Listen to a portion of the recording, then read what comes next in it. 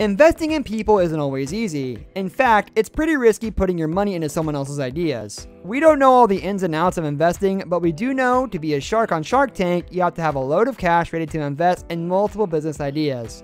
In today's video, we are going to show you some billionaires who appeared on Shark Tank.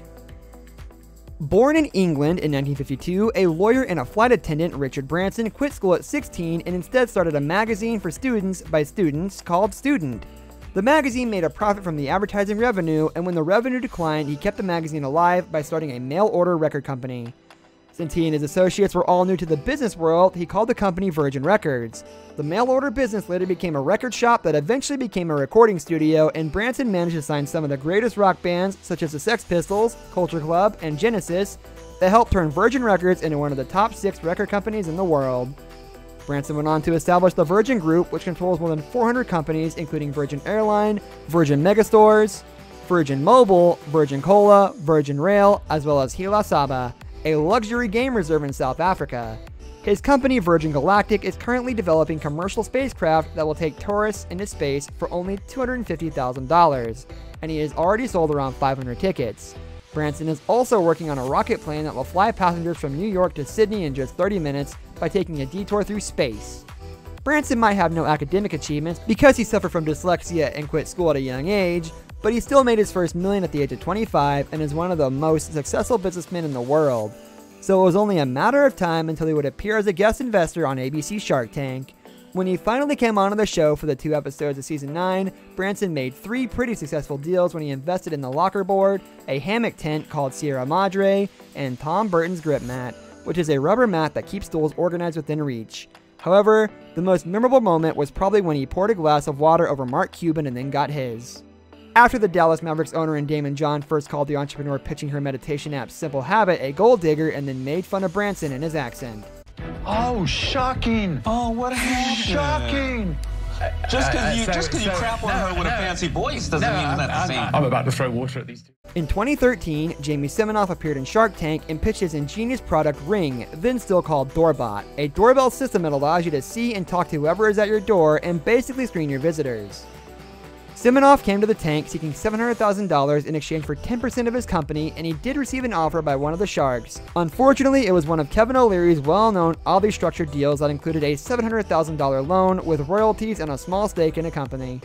Siminoff decided to turn the offer down because he found it too restrictive and went home without a deal. His appearance on the show led to a boost in sales though, and it was just enough to keep the company alive until November 2014, when none other than Virgin Group billionaire Richard Branson contacted Siminoff because he was interested in gifting the doorbell system to several of his friends. Less than a year later, the billionaire supported another financing round for the company, which ultimately brought them $28 million in funds, and it turned out that even though Siminoff didn't get any of the sharks on board, he was lucky enough to find an investor in Richard Branson, and as the business grew, they started building a whole line of home security solutions and rebranded as Ring. The company that started out with 8 people working in Simonar's garage eventually turned into such a huge success that Amazon decided to buy it in February last year for more than $1 billion.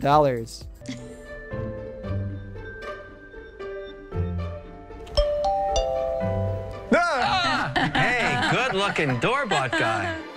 After graduating from Florida State University with a degree in communications, Spanx founder Sarah Blakely had planned to study law, but due to low scores in the law school admissions test, decided to change direction.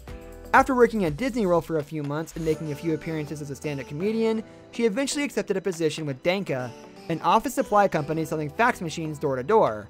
By 1998, she had been promoted to a national sales trainer, and after moving to Atlanta, Georgia a year later, she started developing her prototype.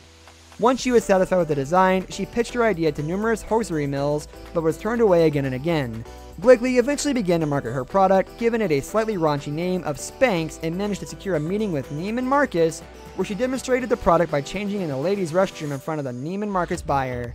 Now, this unconventional demonstration got Blakely's product into 7 Neiman Marcus stores, with Bloomingdale, Saks, and Bergdorf soon following. And when she sent a sample of her products to Oprah in 2000, and the show host named Spanx one of her favorite things, the sales skyrocketed so that Blakely left Danka to work full-time on her new business, which should become hugely successful within just a couple of years.